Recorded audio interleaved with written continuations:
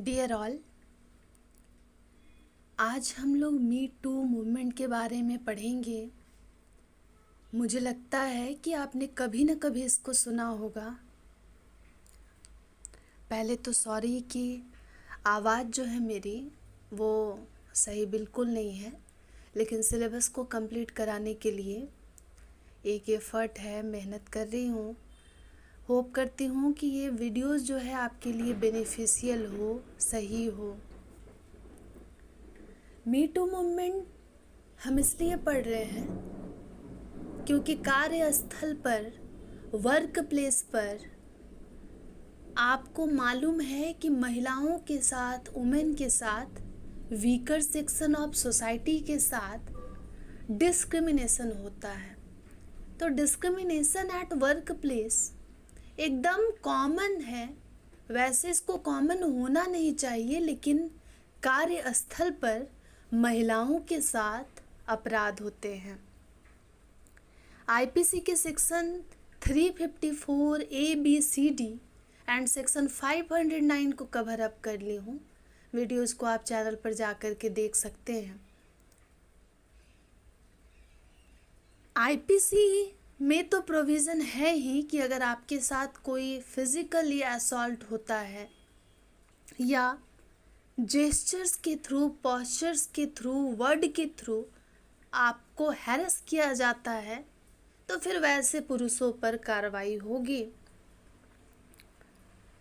लेकिन आज हम मी टू मूवमेंट पढ़ेंगे, एक ऐसा आंदोलन जो आपको ये हक देता है, ये आपको राइट देता है कि अपराध हो सकता है आपके साथ बहुत पहले हुआ हो, लेकिन अभी भी आप वॉइस रेज कर सकते हैं पब्लिक प्लेटफॉर्म पर, पब्लिक डोमेन में। ये बता सकते हैं कि मेरे साथ जब मैं वर्क में थी तब मेरे साथ गलत हुआ था।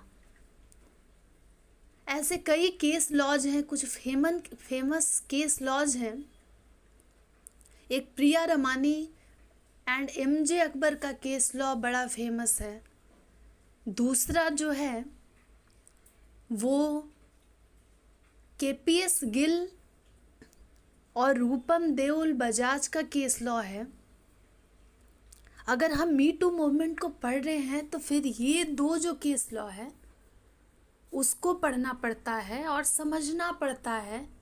एक बैकग्राउंड देखना पड़ता है कि मी टू मूवमेंट कहता है कि आप किसी भी पोस्ट पोजीशन पर हो, अगर महिला ने खुलकर पब्लिक डोमेन में अपनी बात को रखा है और अगर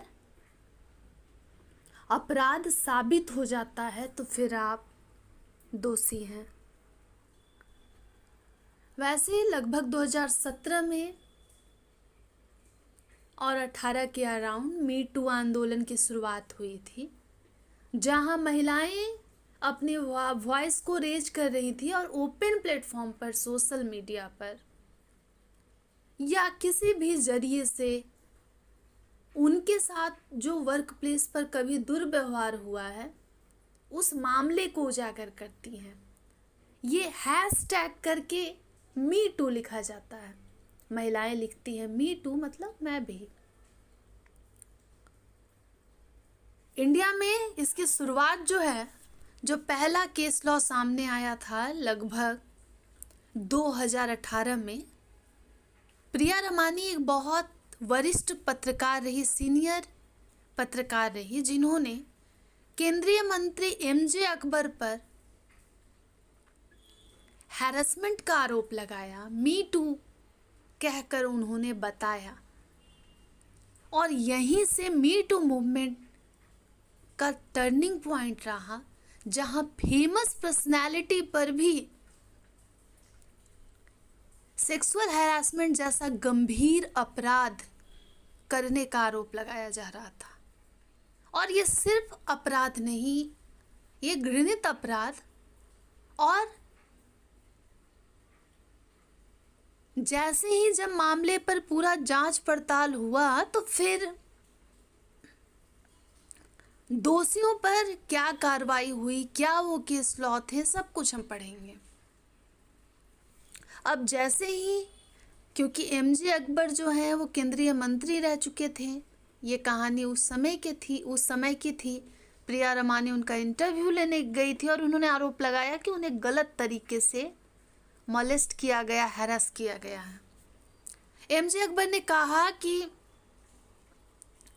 ये बस पॉलिटिकल साजिश है ताकि उनका नाम खराब हो। उन्होंने प्रिया रमानी के अगेंस्ट डिफेमेशन फाइल कर दिया, मानहानि का केस कर दिया।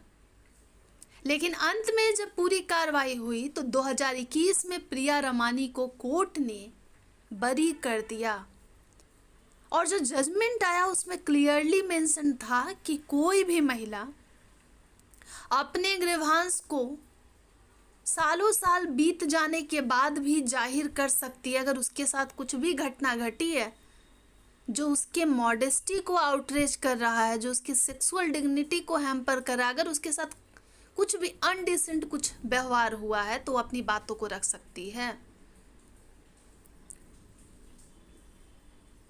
तो एमजे अकबर पर प्रिया रमानी जो कि सीनियर जर्नलिस्ट रही थी, बहुत सारे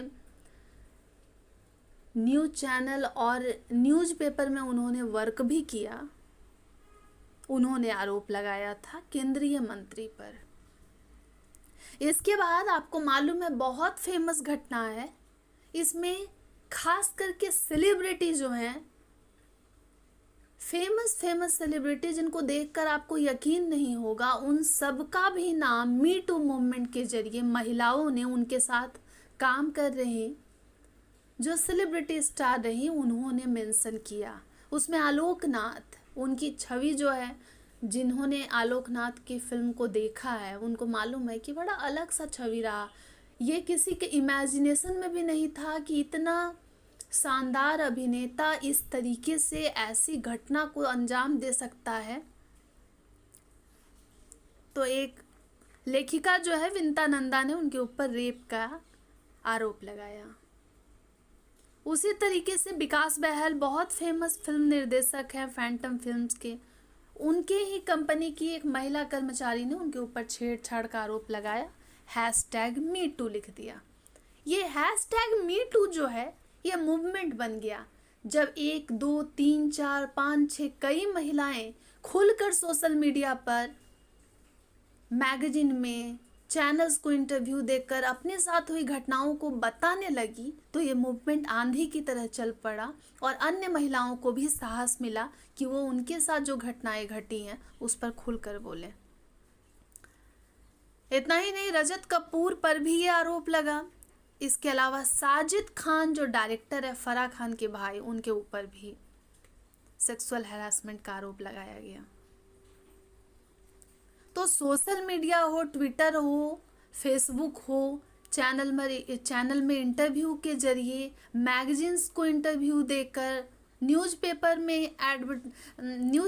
में वो इंटरव्यू देकर, सेलिब्रिटी हो या कोई कॉमनर हो, उनको ये साहस मिलने लगा। क्योंकि कई बार होता है कि कई मॉडल्स होती हैं, उनके साथ भी इस तरीके से हैरासमेंट होता है कि उन्हें फिल्म दिला दी जाएगी। तो जब हम पॉस एक्ट पढ़ेंगे तो उससे पहले हमें ये जानना होगा कि पॉस एक्ट से पहले क्या क्या वो व्यवस्था रहा, जब महिला के साथ अगर अपराध हो रहा है तो उसके लिए क्या वो कानून रहे। तो आईपीसी तो रहा, 2013 में पॉस एक्ट आ गया, लेकिन कहीं ना कहीं एक्ट होते हुए भी महिलाओं को न्याय नहीं मिलने लगा। तो फिर मी टू मूवमेंट जो है वो ऑल ओवर इंडिया नज़र आ रहा था। वैसे शुरुआत इंडिया से इसकी हुई नहीं, तो बिना डर के, बिना किसी हिचकिचाहट के महिलाओं ने अपनी बातों को बुलंद किया, बताया कि उनके साथ कौन सी वो घटना है जो घटी थी।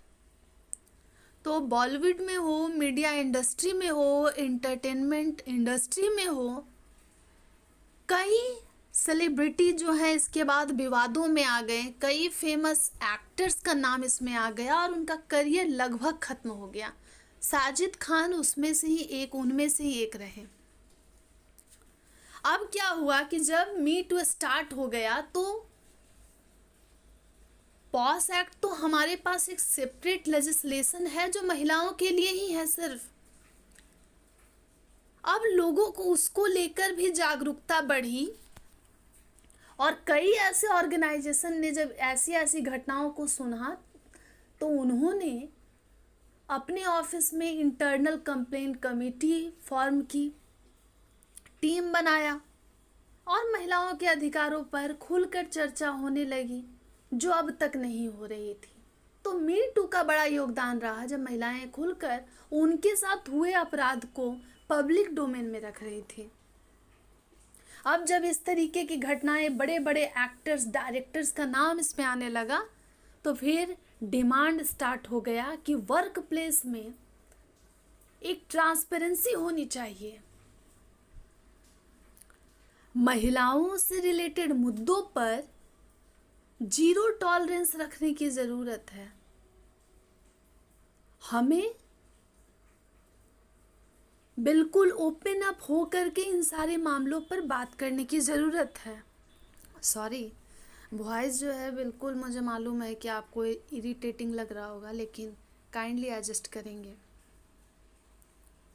अब मी टू मूवमेंट हुआ तो क्या हुआ कि कई महिलाएं जो हैं फॉल्स क्लेम भी करने लगी, फॉल्स केसेस भी होने लगे। अगर सबूत नहीं रहा तो फिर ऐसे मामलों में कार्रवाई भी नहीं होगी। और अब तो सुप्रीम कोर्ट जो है इसको लेकर स्ट्रिक्ट है कि अगर आपके साथ असॉल्ट हुआ है, आपको किसी ने इंटिमिडेट किया है, डराया गया है, धमकाया गया है, तो वो सब नज़र आना चाहिए। घटना का पूरा प्रॉपर लोकेशन, कब हुआ, क्या हुआ, कैसे हुआ, क्या असर हुआ, वो सब कुछ तफ्तीश किया जा रहा है, क्योंकि फॉल्स केसेस भी इन सभी मामलों में होने लगे। कई महिलाएं जो हैं पर्सनल ग्रजेस को भी इसमें शामिल करने लगी। मी टू मूवमेंट का क्रिटिसिज्म भी हुआ, तारीफ भी हुई, हो भी रही है। पर एक चीज़ जो है उसको लेकर ज़रा सोचने की बात है कि चलो भाई, शहरी क्षेत्र में महिलाएं सोशल मीडिया यूज कर रही हैं, लेकिन ग्रामीण क्षेत्रों में आज भी अगर आप इस तरीके के मामलों पे खुलकर बताते हैं कि आपके साथ गलत हुआ है, पहले ही महिलाओं का पार्टिसिपेशन जो है वो चैलेंज बना हुआ है। गांव की बहुत कम ही महिलाएं हैं जो बहुत ज़्यादा जॉब में इनरोल होती हैं, काम करती हैं, और सोसाइटी में थिंकिंग भी है कि इस तरीके के मामलों में नाम उछल जाएगा, समाज में बदनामी होगी। तो मी टू मूवमेंट का फ़ायदा शहरी महिलाओं को तो हुआ, लेकिन ग्रामीणों पर उतना इम्पैक्ट नहीं है। लेकिन ये आंधी चल पड़ी है, एक महिला बोल रही है, 10 बोल रही हैं, उसके बाद से हर महिला में साहस हो रहा है। क्योंकि प्रिया रमानी का केस आज का केस नहीं है, ये लगभग मुझे लगता है 90s की बात हो रही होगी। केपीएस गिल का भी मामला पुराना है, प्रिया रमानी तो लेटेस्ट है। केपीएस गिल जो है बहुत पुराना मामला है। घटना पुराने समय में हुई, 10 साल हो गया, 12 साल हो गया, लेकिन सुप्रीम कोर्ट ने कहा, एमजे अकबर के केस में सुप्रीम कोर्ट ने जब प्रिया रमानी को आरोपी नहीं ठहराया, बरी किया, तो ये कहा गया कि पुरुष की प्रतिष्ठा से ऊपर महिला की प्रतिष्ठा है। महिला खुलकर अपनी बातों को कह सकती है पब्लिक स्पेस में, और अगर सत्य को पब्लिक स्पेस में कहा जा रहा है, उनके साथ जो भी घटना घटी, जो रियलिटी रही, तो उससे आपका प्रतिष्ठा कम नहीं हो रहा, ये डिफेमेशन नहीं है। और बिल्कुल प्रिया रमानी को क्लीन चिट मिल गया इस मामले में। मी टू मूवमेंट एक ऐसी आंधी रही जिस आंदोलन से महिलाओं को सहारा मिला, और ख़ास करके एंटरटेनमेंट इंडस्ट्री में जैसे जैसे केसेस आने लगी, लोगों की आंखों पर से वो जो पर्दा है, वो जो विल है, वो उतर गया, हट गया। और अब हम खुलकर उत्पीड़न जैसे, हैरेसमेंट जैसे मुद्दों पर मेन स्ट्रीम में लाकर उसकी बात करते हैं। तो कहीं ना कहीं महिलाओं को सशक्त बनाने की दिशा में मी टू मूवमेंट बहुत सही रहा। अब पत्रकार प्रिया रमानी का जो मामला है, मैं आपको बताई हूँ।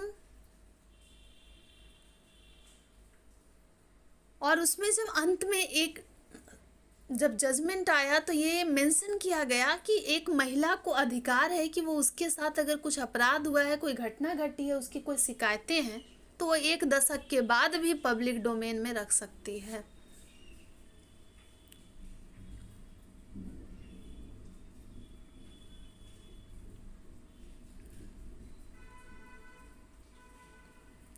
तो मी टू मूवमेंट एक ग्लोबल कैंपेन रहा जो हैरासमेंट के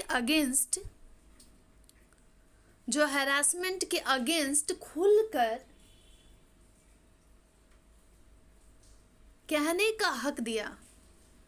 स्पेशली वर्क प्लेस पर जो हैरासमेंट हुआ था, जहाँ जो सर्वाइवर हैं, जो विक्टिम हैं, उनको बोलने का एक मंच मिला, स्पेस मिला कि वो अपनी कहानियाँ बताएं, ताकि सभी लोग जो हैं सचेत हो पाएं, सतर्क हो पाएं, सावधान हो पाएं।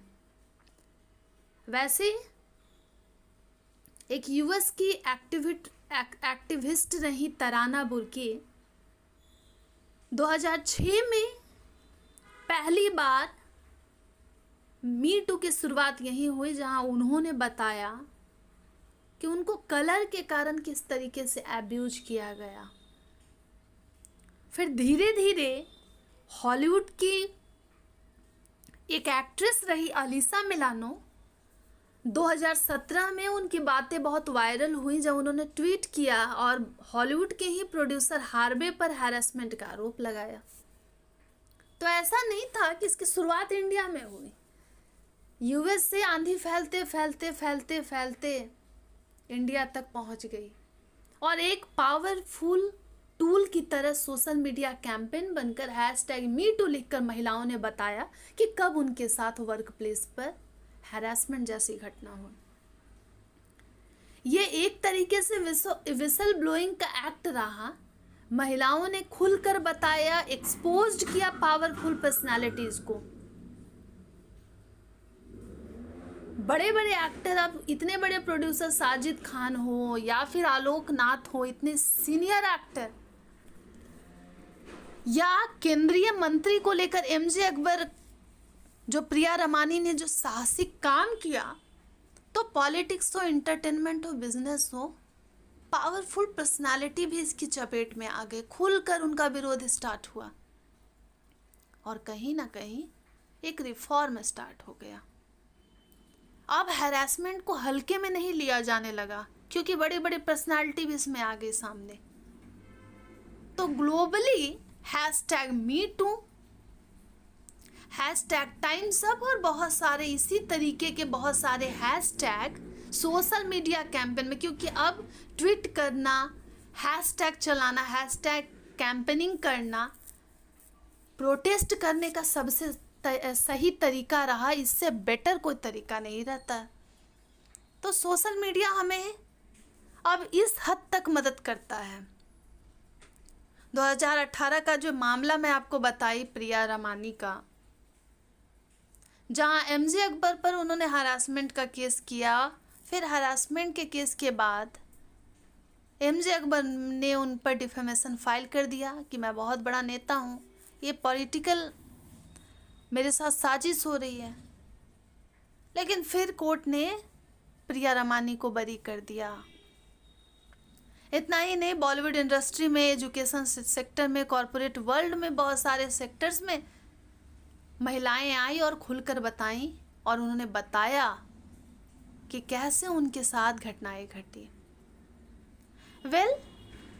मी टू तो आ गया, ठीक है, लेकिन ये एक सवाल छोड़ कर गया कि क्या पॉस एक्ट फ्लेक्सिबल नहीं है? क्या पॉस एक्ट से महिलाओं को न्याय नहीं मिल रहा है? जो अब हमें सोशल मीडिया पर अपने दर्द को, अपनी स्टोरीज को शेयर करना पड़ रहा है। और फिर बात मांग उठने लगी कि कुछ और भी एक्ट आने चाहिए या एक बड़ा अमेंडमेंट होना चाहिए ताकि महिलाओं को न्याय मिले, क्योंकि एक्ट पर भारी पड़ गया ये मी टू कैंपेन। तो प्रिया रमानी का केस आप एग्जाम में बिल्कुल लिख सकते हैं। प्रिया रमानी जर्नलिस्ट है, ओवरऑल मैं बता चुकी हूँ। पूरा का पूरा जो केस है इस स्लाइड में आपको मिल जाएगा। उनका एक आर्टिकल 2017 में पब्लिश हुआ जहां उन्होंने लिख दिया, वॉग मैगजीन ने टाइटल डाल दिया डियर मेल बॉस, और उन्होंने एमजे अकबर को वहाँ टारगेट किया और बताया कि जब वो इंटरव्यू लेने के लिए गई थी होटल में तो उनके साथ एक पावरफुल पर्सनालिटी ने गलत किया था।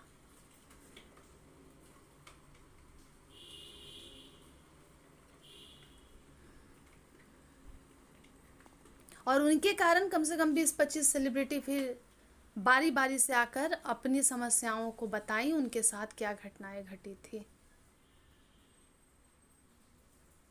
एक लंबी लड़ाई चली और 2021 में फैसला आया और कोर्ट ने एक्विट किया प्रिया रमानी को।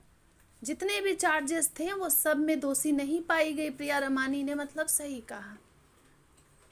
और फाइनल जजमेंट ये कहता है कि वुमेन को हक है कि वह अपने ग्रीवांस को सालों बाद भी सोशल प्लेटफॉर्म पर अपने दुख को बता सकती है।